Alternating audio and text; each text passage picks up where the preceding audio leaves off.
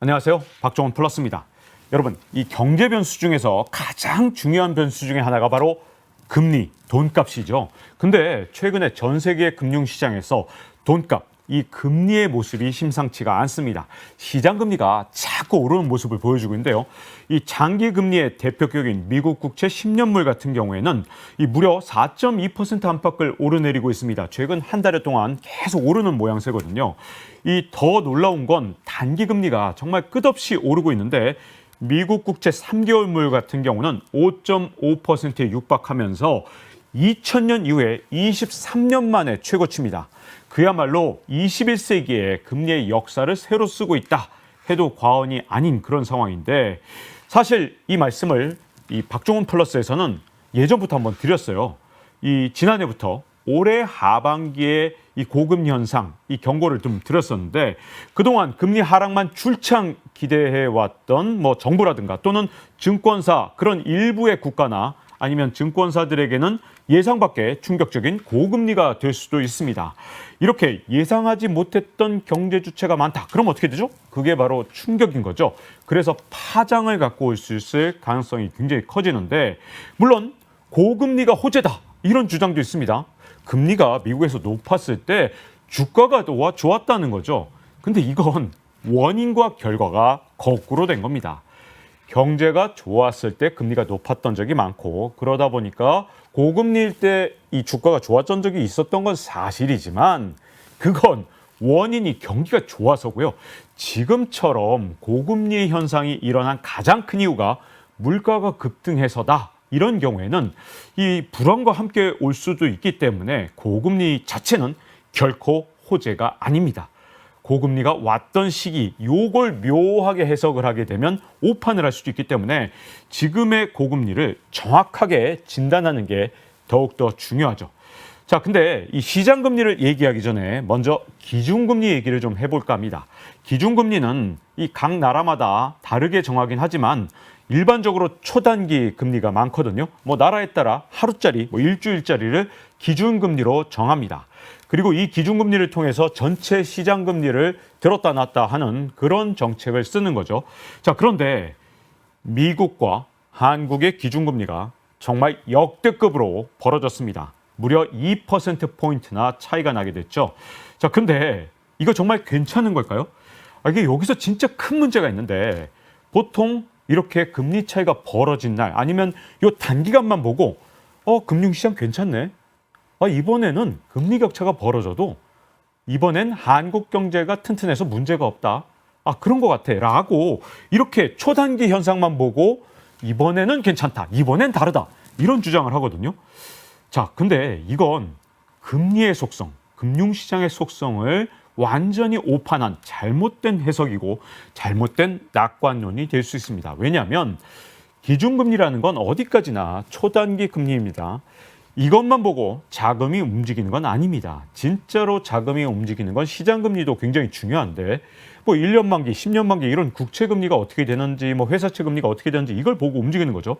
그래서 실제 시장금리가 정말 중요하거든요. 자, 기준금리가 그동안 차이가 많이 났던 건 맞는데, 한동안 미국하고 우리나라 금리가 굉장히 비슷했습니다. 10년 만기 국채금리가 미국이 3.5일 때 우리도 3.5다. 예를 들어 보세요. 그렇게 시장금리가 비슷하면 이게 그 자체로 자금의 대이동이 바로 일어나지 않을 수도 있습니다. 자, 그런데 미국의 금리가 쭉쭉쭉 올라서, 예를 들어서 미국의 10년 만기 국채 금리가 4.2다. 근데 우린 그대로 3.5다. 그럼 자금이 쭉쭉 빠져나가면서 여기서부터 우리나라 금리도 같이 올라가는 그런 현상이 나타날 수 있는 거죠.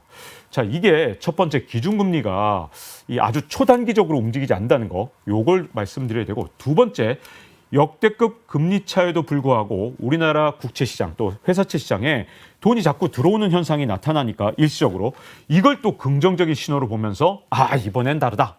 맨날 this time is different 이런 말 나오죠. 이번엔 다르다. 이게 진짜 위험한 판단이 될 수 있는데, 사실은 이렇게 돈이 들어왔던 데는 이유가 있습니다. 우리나라가 국채 시장에서 이 자금이 이렇게 들어왔던 가장 큰 이유는 뭔가 한국은행은 더 이상 기준금리를 못 올릴 것 같은 그런 이 금융회사들의 판단이 있었거든요. 물론 한국은행은 더 올릴 수도 있다고 자꾸 강조했지만 꼴을 보니까 이 한국은행은 더 이상 못 올린다. 근데 미국은 자꾸만 올리거든요.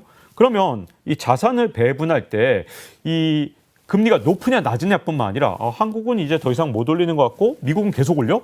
그러면 국채값이 미국은 떨어질 수 있지만 한국은 대충 여기서 멈추겠네라는 생각을 하게 되면 이제 금리 인상을 멈춘 나라에 좀 자산 배분을 해야겠구나. 이렇게 일시적으로 할 수 있죠. 그렇기 때문에 이 일시적으로 돈이 들어왔다는 것만으로 이번에는 괜찮다라는 판단은 사실은 문제가 될 수 있습니다. 왜냐하면 언젠가 이거 한국은행이 제대로 판단한 거 맞아? 오판하냐? 결국은 이 한국의 금리가 미국을 따라서 더 올라갈 수도 있겠네. 이렇게 시장의 판단이 바뀌게 되면 그동안 들어왔던 돈이 오히려 썰물처럼 빠져나갈 수 있기 때문에 이게 단순하게 단기적인 시각만으로 이 역대급 금리 차가 괜찮다.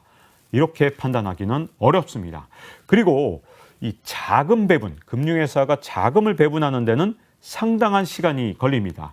특히 주식 투자자들은 좀 더 채권 투자자보다 빠르게 움직이는 경향이 있는데 채권, 특히 국채에 투자하는 자금은 매우 보수적이고 그리고 포트폴리오 차원에서 움직이는 경우가 많습니다. 그래서 한 발 늦게 자산을 배분한 경우가 많죠. 그래서 금리 격차가 있으면 바로바로 돈이 움직이는 게 아니라 분기 단위 또는 좀 더 길게 한 1년 단위로 돈이 움직이는 경우도 많습니다. 그래서 금리 격차가 벌어진 바로 그 당일 이거 오늘 문제 없다. 그러니까 이번에는 금리 격차가 일어나도 괜찮은 거야 라는 그런 예를 들어 정부 당국자나 또는 금융시장 참가자의 그런 판단은 자칫하면 아니하고 위험한 판단이 될 수 있기 때문에 그렇게 단기적으로 볼 게 아니라 좀 더 중장기적으로도 괜찮은가 조금 더 꼼꼼히 그리고 세심하게 항상 면밀하게 살펴볼 필요가 있는 거죠. 자, 그러면 지금 글로벌 금융시장으로 다시 한번 돌아가 보겠습니다. 시장 금리가 어떻게 움직이는지를 좀 살펴볼 필요가 있는데요. 자, 전 세계 금리 기준이 되는 건 결국 미국의 국채 금리입니다. 그 이유는 이게 무위험 자산으로 불리면서 전 세계 금리의 어떤 표준같이 움직이는 경우가 정말 많습니다. 그런데 최근에 금융시장의 움직임을 보면 미국의 단기금리, 중기금리, 장기금리 할 거 없이 동반으로 한꺼번에 다 같이 오르면서 계속 지속적으로 상승하는 현상이 일어나고 있거든요. 자, 그러면 어떻게 되느냐? 결국은 다른 나라 금리, 다른 회사채든 뭐든 모기지 금리든 영향을 받을 수밖에 없는 상황입니다. 자, 이 이유가 뭐냐? 미국의 국채 금리가 왜 이렇게 자꾸만 올라가서 세계 금융시장의 불안 요소로 작동하고 있느냐? 가장 큰 이유는 올 연말까지 이 미국의 연방 정부가 1조 달러가 넘는 엄청난 국채를 발행해야 됩니다. 근데 문제는 예전과 달리 미국 국채를 사줄 뚜렷한 주체가 없다는 게 지금 현재 금융시장의 문제인데요. 자, 누군가 사줘야 될 거 아니에요. 그동안 미국 국채를 많이 사줬던 중국이나 일본 정부 또는 미국의 금융회사 또는 이 연준 이 셋 다 이 국채를 사기가 굉장히 어렵습니다. 왜냐하면 중국은 미국이랑 패권 전쟁하죠. 일본은 또 예전처럼 경상수지 흑자가 막 많은 나라가 아닙니다. 더 이상. 게다가 이 미국의 금융회사들 거의 은행들 막 줄도산하고 막 그런 위기가 있었죠. 그 뒤로도 계속해서 이 돈줄이 말라 있는 상태입니다. 그러니 국채를 여유 있게 마음 놓고 살 수가 당연히 없죠. 자, 연준 예전에는 돈 찍어서 막 사줬죠. 근데 돈을 더 찍으면 어떻게 되죠? 물가가 폭등하겠죠. 그러니 미국 국채를 사주는 이 3대 주체가 예전과는 달리 잘 작동되지 않고 과연 이 많은 국채를 지금은 소화하고 있지만 점점 시간이 가면서 올 연말로 가면서 굉장히 많은 국채를 발행해야 되고 내년에도 미국 연방정부는 계속해서 적자를 보는데 이거 도대체 지속적으로 사줄 주체가 올 연말, 내년 가서도 과연 있겠느냐 이런 불안감 때문에 자꾸 갖고 있는 국채에 불안해서 던지는 세력이 나타나고 그 과정에서 금리가 자꾸 오르는 겁니다. 서로 국채를 살려고 그래야 금리가 내려가는데 이게 불안해요. 예전만큼 안전하고 이게 정말 믿을만한 자산이라고 생각되지 않아요. 그러면 어떻게 되느냐? 국채 금리가 자꾸 들썩들썩하면서 올라가는 현상. 이게 최근 한 달 반 정도 지속된 겁니다. 그러다 보니까 이 10년물 장기 국채뿐만 아니라 3개월물 이런 거 다 올라가죠. 지금 미국 연방정부에서는 국채 금리가 자꾸 올라가는 현상, 특히 장기 금리가 올라가는 현상을 막기 위해서 초단기 금리 뭐 3개월물 뭐 이런 거 중심으로 발행을 하고 있습니다. 그런데도 장기 금리까지 같이 들썩거리는 그런 상황을 현재 보여주고 있는 거죠. 자, 그런데 여기서 또 하나 문제가 있습니다.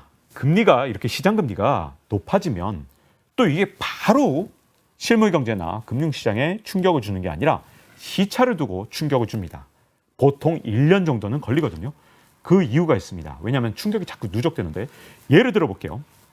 보통 기업이 돈을 빌리는데 뭐 한 달 단위, 막 석 달 단위 이렇게 밀리는 게 아니라 2년, 3년 이렇게 좀 중기 뭐 아니면 좀 장기적으로 돈을 빌립니다.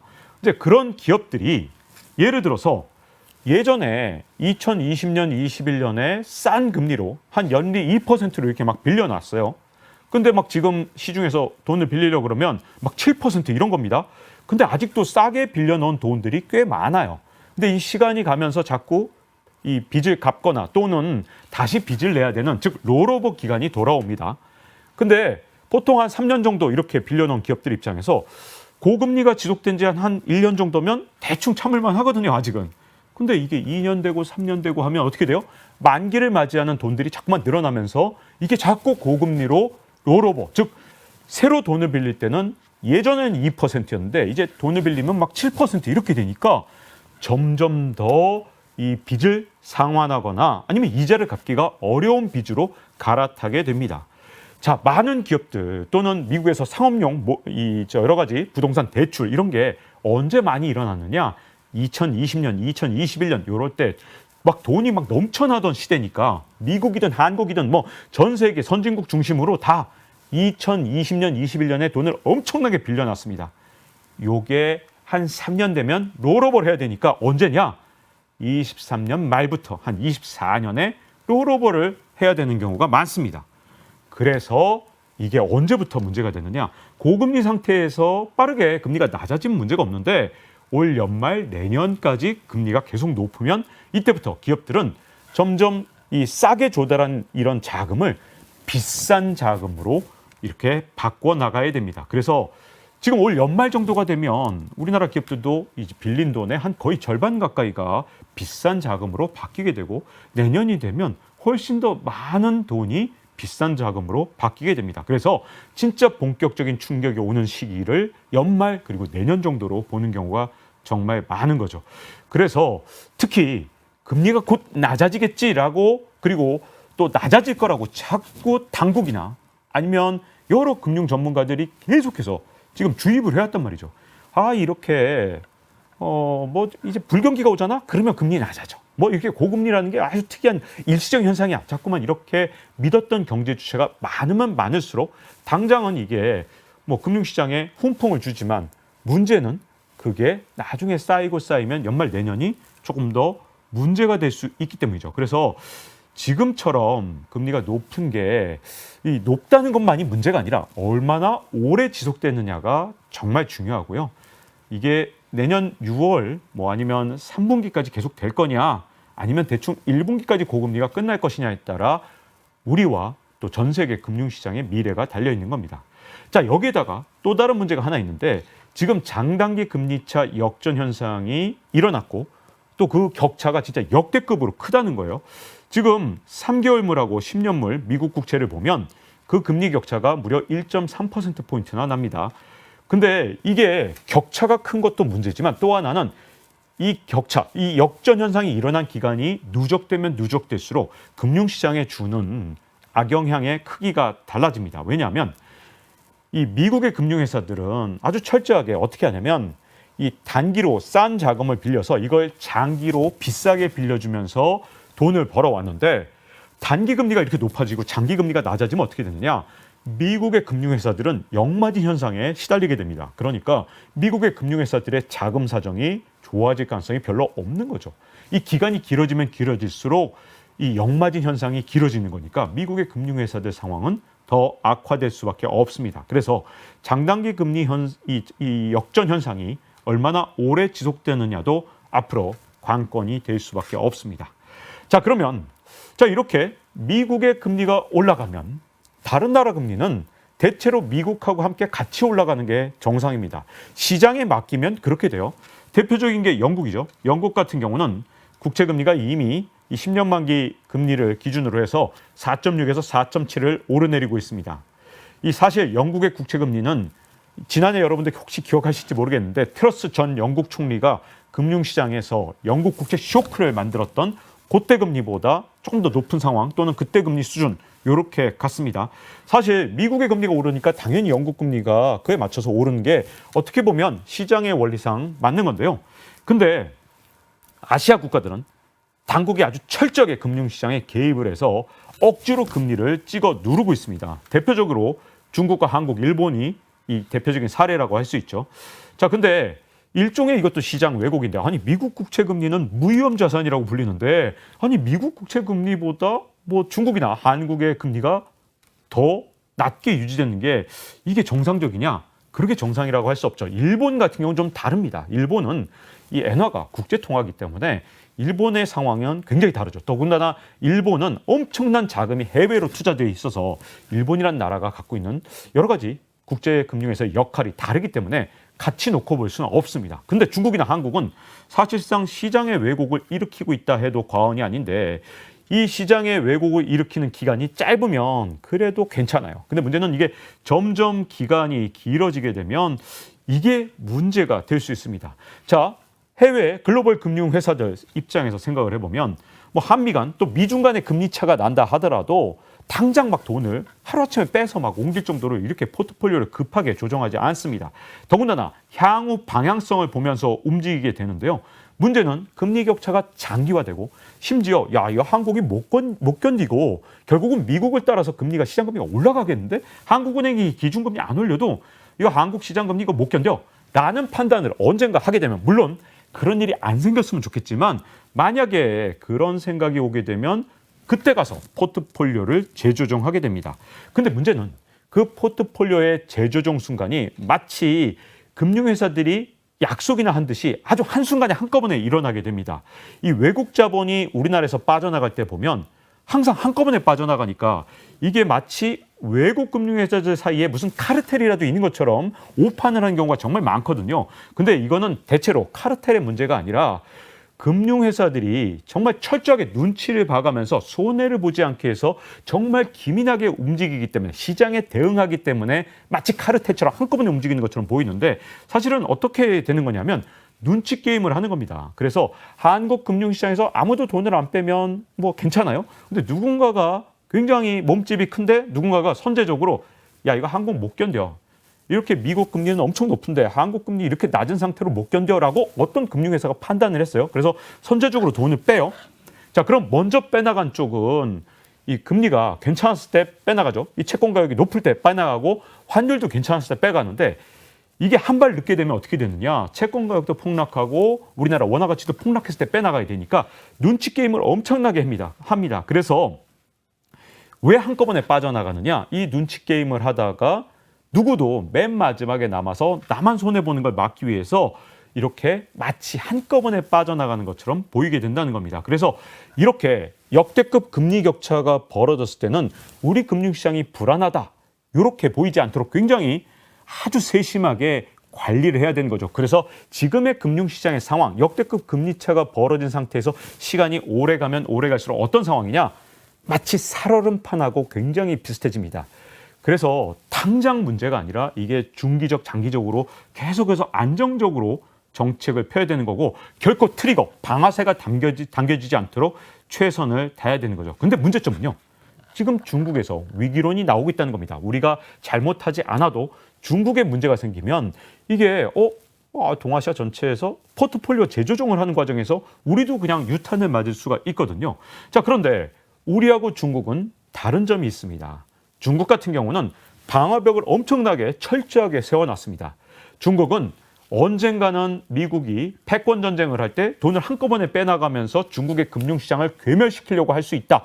이런 공포감이 있기 때문에 항상 대비를 해놨거든요. 근데 이에 비해서 우리나라는 굉장히 금융이 자유화되어 있는 그런 상태죠. 그렇기 때문에 이게 사실 중국에 문제가 생겨도 우리나라에서 돈을 빼갈 수도 있는 상황이기 때문에 사실은 과연 어떻게 이 금융시장의 안정성을 계속해서 이어갈 수 있는지 이 부분이 굉장히 중요하거든요. 사실 중국과 우리나라는 비슷한 금융 정책을 썼다 해도 과언이 아닙니다. 이 다른 서방의 국가들이 긴축 정책을 할 때 뭐 우리나라 같은 경우도 중국하고 비슷하게 뭐 특례 보금자리 론에다가 인위적인 저금리도 했고요. 또 50년 만기 대출 같은 것 때문에 막 갑자기 막 1.2조 대출 뭐 엄청난 대출이 부풀어 올랐죠. 자, 그래서 이 중국과 우리나라는 서구 선진국가하고 다른 갈라파고스 금융 정책을 쓴 셈인데 덕분에 뭐 상반기에 집값하고 주가는 뭐 안정된 모습을 보이는 일시적 반등을 했었죠. 자, 근데 이게 과연 이제 미국의 고금리가 계속될 거냐 아니냐에 진짜 많은 것들이 이제 달려 있는 셈이 된 거고 이 정책 때문에 살얼음판이 된 셈입니다. 자, 그래서 이 살얼음판이라는 게 우리가 어떤 거죠? 한 번 깨지면 정말 복구하기 어려운 게 살얼음판이죠. 그래서 깨지지 않도록 유지하는 것도 굉장히 중요하고 앞으로 이 상황 미국이 언젠가 금리를 낮추고 인하하고 또 미국의 시장 금리도 낮아지는 그 시기 지금으로서는 내년 한 2분기에서 3분기 사이일 것 같아요. 그래서 한 1년 가까운 시간 동안 우리의 각각의 경제 주체들, 정부도 정말 잘해야 되고요. 개인과 기업도 철저하게 대비를 해야 될 것 같습니다. 그래서 후회하지 않도록 준비를 해야 될 게 앞으로 딱 1년 정도. 정확한 기간은 사실은 이제 전 세계적으로 시장 금리가 좀 안정되고 하향 안정세를 보일 때까지 요때까지가 정말 주의 깊게 대비를 해야 될 그런 시기라고 보여집니다. 자, 박종훈 플러스 이제 마칠 시간이 됐습니다. 다음 시간에 뵙겠습니다. 감사합니다.